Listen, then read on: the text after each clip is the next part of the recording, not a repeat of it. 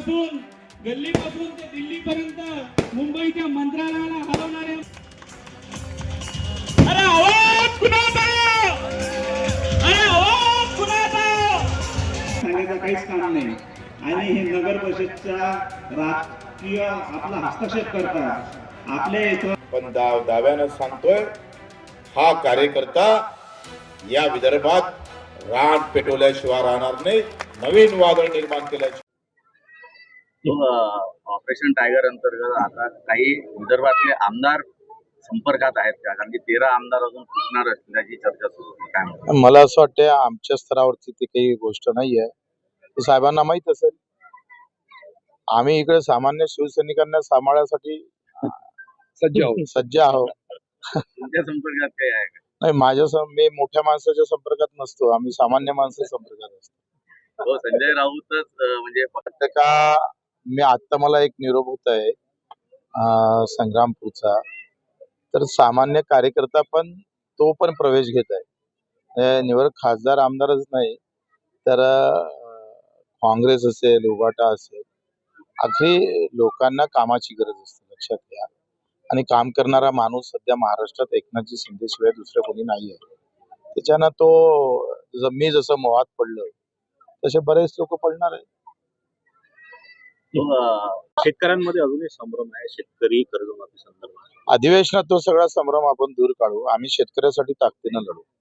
शिवसेनेचा बाणा तो आहे आणि छत्रपतीचा विचार घेऊन शेतकऱ्याच्या बाजूने कुठल्याही परिस्थितीत आम्ही उभं राहणार। कर्जमाफी होईल झाली ना, आता जी.आर. निघाला तरी। अमरावती विधान परिषदेच्या निवडणुकीत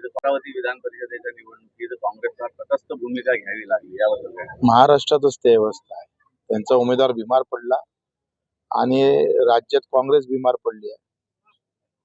ते सगळे अवस्था अशी आहे का 6 ठिकाणी भाजप शिवसेनेचे उमेदवार अविरोध निवडून आले।